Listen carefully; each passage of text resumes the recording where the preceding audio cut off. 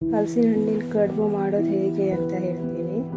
ಹಲಸಿನ ಹಣ್ಣು ಆದಮೇಲೆ ಅದರ ಸೊಳ್ಳೆನ ತೆಕ್ಕೊಳ್ಬೇಕು.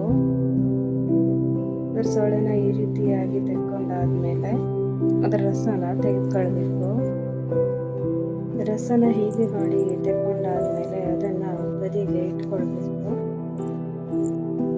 ಕಡುಬಿನ ಡಳ್ಳೆಯಲ್ಲಿ ಅರ್ಧ ಡಲ್ಲೆ ನೀರು ಹಾಕಿ ಕಾಯಿಸ್ಲಿಕ್ಕೆ ಇಡಬೇಕು.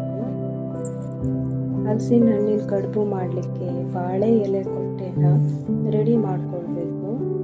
ಒಂದು ವೇಳೆ ಬಾಳೆ ಎಲೆ ಇಲ್ಲ ಅಂದರೆ ನೀವು ಇಡ್ಲಿ ಪಾತ್ರೆಯಲ್ಲಿ ಕಡುಬನ್ನು ಮಾಡಬಹುದು. ಬಾಳೆ ಎಲೆ ಕೊಟ್ಟೆನ ರೆಡಿ ಮಾಡಿ ಪಕ್ಕಕ್ಕೆ ಇಟ್ಕೊಳ್ಬೇಕು. ಹಲಸಿನ ಹಣ್ಣಿನ ಸೊಳ್ಳೆಯ ರಸ ತೆಗೆದಿರ್ತೀರಲ್ಲ, ಅದಕ್ಕೆ ಅರ್ಧ ತಾಸು ಮೊದಲೇ ನೆನೆಸಿಟ್ಕೊಂಡಿದ್ದ ಅಕ್ಕಿ ಕಡಿನ ಮಿಕ್ಸ್ ಮಾಡಬೇಕು.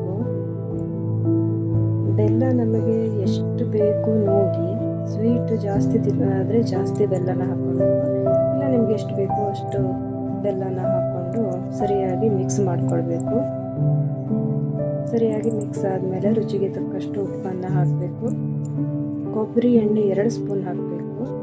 ಯಾಲಕ್ಕಿ ಪುಡಿ ಸ್ವಲ್ಪ ಹಾಕಬೇಕು. ಸರಿಯಾಗಿ ಮಿಕ್ಸ್ ಮಾಡಿಕೊಂಡು ಬಾಳೆ ಎಲೆ ಕೊಟ್ಟೆಯಲ್ಲಿ ಅರ್ಧ ಕೊಟ್ಟೆ ಆಗುವಂತೆ ಹಾಕಬೇಕು. ಯಾಕಂದರೆ ಬೆಂದಮೇಲೆ ಅದು ಸರಿಯಾಗಿ ಕೊಟ್ಟೆನ ತುಂಬಿಕೊಳ್ತದೆ. ಆಮೇಲೆ ಕೊಟ್ಟೆಗೆ ದಾರ ಕಟ್ಟಿ ಬಿಸಿ ನೀರು ಇಟ್ಟ ಡಲ್ಲೆಗೆ ಹಾಕಬೇಕು. 2 ತಾಸು ನಂತರ ತೆಗಿಬೇಕು.